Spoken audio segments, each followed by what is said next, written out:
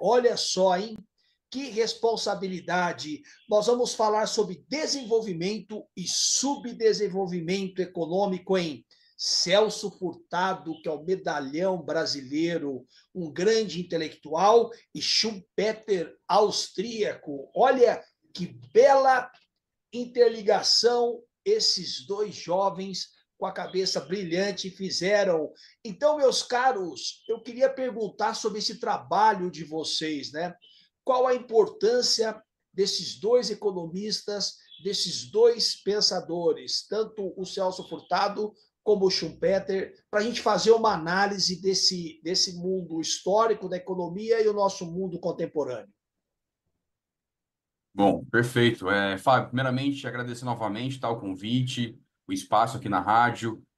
Agradecer o Bruno também pelo comparecimento, ele que foi importantíssimo na minha caminhada aqui no mestrado, lá na PUC São Paulo. Dividimos muitas experiências, né? Então, primeiro agradecimento aqui pelo espaço, tá?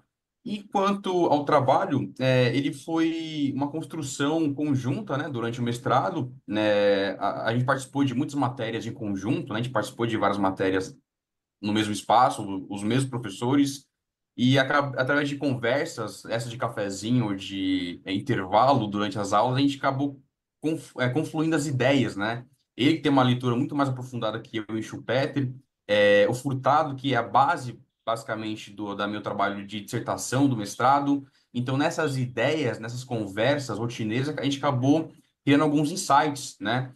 De como o trabalho desses tão importantes economistas, cada um ao seu tempo, cada um ao seu contexto nacional, poderia conversar de uma mesma forma para entender esse fenômeno que é o subdesenvolvimento aqui nas periferias, né, nos países periféricos, vide América Latina, entre outros, em comparação com os países desenvolvidos do centro.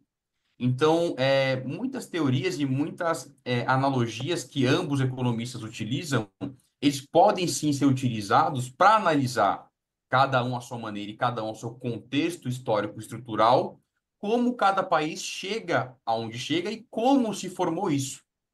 Então, primeiramente, essas são as minhas primeiras considerações. Passar a palavra aqui ao Bruno também para fazer os agradecimentos dele. A gente pode depois desenrolar a conversa aí de maneira natural e falar, né, da importância de cada um para o momento, tanto na sua formação passada quanto conjuntural atual. E, de repente, quem sabe fazer algumas predições do futuro aí na nossa economia brasileira, né?